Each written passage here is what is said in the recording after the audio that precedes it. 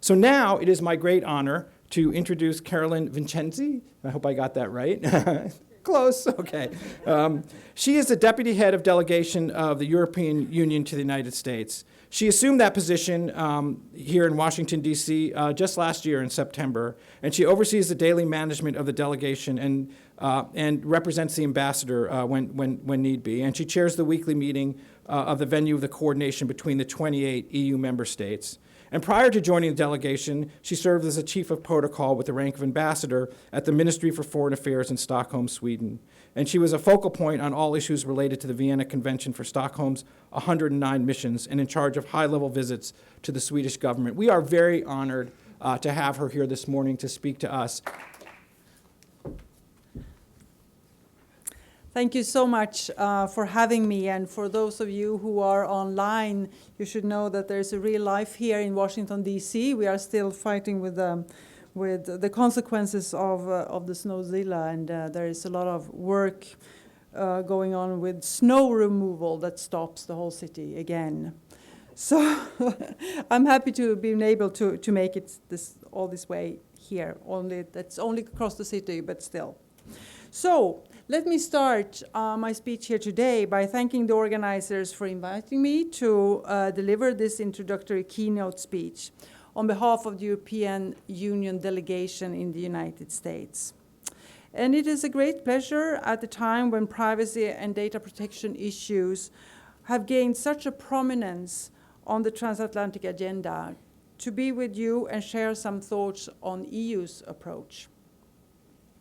I would like to say a few words on three different aspects. First, to share with you the main features and the reasoning behind the EU's data protection reform, and to clarify what we aim at achieving in the field of criminal and law enforcement cooperation. Second, to explore more in depth the citizens' concerns with data protection and how we intend to address that in this context.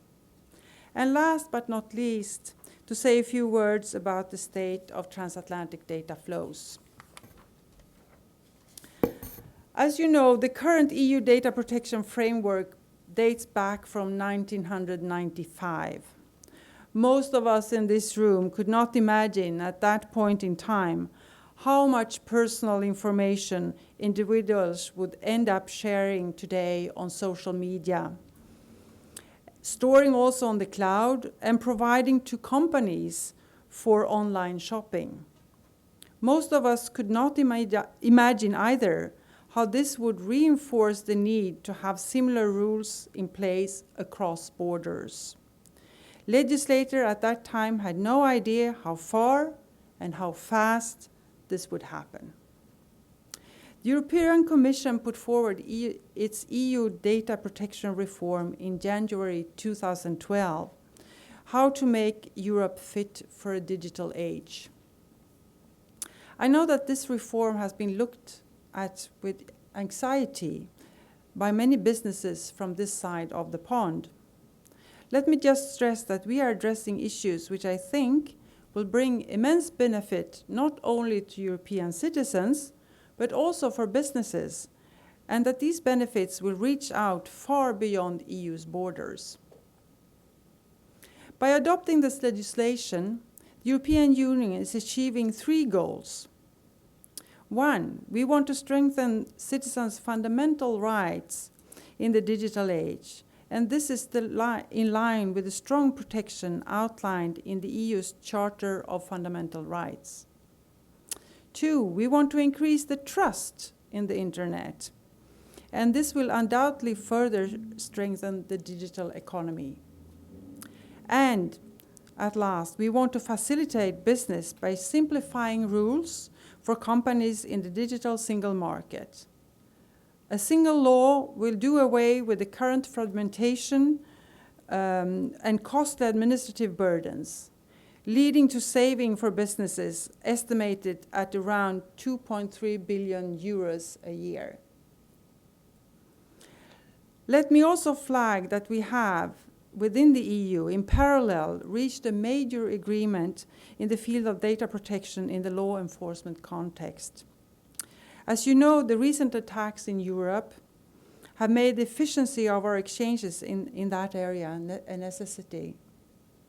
We're therefore establishing a comprehensive framework to ensure high level of data protection whilst taking into account the specific nature of police and the criminal justice field. The directive for the police and criminal justice sector protects the citizens' fundamental rights to data protection whenever personal data is used by criminal law enforcement authorities. It will in particular ensure that personal data of victims, witnesses, and suspects of crime are duly protected, and it will facilitate cross-border cooperation in the fight against crime and terrorism. According to a Eurobarometer survey conducted last year, 9 out of 10 Europeans think that it's important for them to have the same right and protection over their personal information, regardless of the country in which the public authority or private company offering the service is based. 7 out of 10 worry about the potential use that companies may make of the information disclosed. Only a small minority feel that they have complete control over the information they provide online. 31% actually think they have no control over it at all. So are we in Europe that far away from where the US citizens stand here? Do we address a purely European phobia? I don't think so. Let me quote a Pew Research report that was released recently. 91% of adults in the US agree or strongly agree that consumers have lost control of how personal information is collected and used by companies. Half of internet users say they worry about the amount of information available about them online. And most said that they knew about key pieces of their personal information that could be found on the internet. Only 9% of Americans say that they feel that they have a lot of control over how much information is collected about them and how it's used. How are we addressing those concerns and better protecting rights? The new rules addresses these concerns through several specific actions. First, the quite famous right to be forgotten. When the individual no longer wants his or her data to be processed, and provided that there are no legitimate grounds for retaining it, the data can be deleted. Let me be clear, this is about protecting the privacy of individuals, not about erasing past events or restricting freedom of the press. Easier access to one's data. Individuals will have more information on how their data is processed, and this information should be available in clear and understandable way. A right to data portability will make it easier for individuals to transmit personal data between service providers. The right to know when one's data has been hacked. Companies and organizations must notify the National Supervisory Authority of data breaches which put individuals at risk. They have to communicate the data subjects, all high-risk breaches, as soon as possible so that user can take appropriate measures. And then I think the most innovative, data protection by design and by default. Data protection by design and data protection by default are now essential elements in the EU data protection rules. Data protection safeguards will be built into products and services from the earliest stage of development, and privacy-friendly default setting will be the norm, for example, on social networks or on mobile apps. And finally, stronger enforcement of the rules. Data protection authorities will be able to fine companies who do not comply with EU rules up to 4% of their global annual turnover. Our priority is now preparing the implementation. During the 2-year transition phase, we will inform citizens about their rights and companies about their obligations. Above all, we will work very closely with the data protection authorities, the future European Data Protection Board, to ensure a uniform application of the new rules in all the 28 member states. A part of this preparatory process, we will engage with all businesses, including US companies, to make sure that they understand the new rules of the game. We are convinced that this reform of European personal data protection rules will ultimately be a net benefit for all companies. They will be able to operate in a much more harmonized regulatory environment. They will have clarity on the rules, and if they are smart, they will bake in security and privacy from the very start of their product cycle, rather than as an afterthought.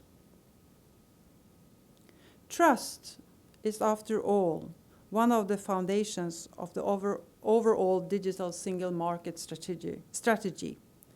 It is something that the European citizens request vocally, and smart companies will be ready to capitalize on that.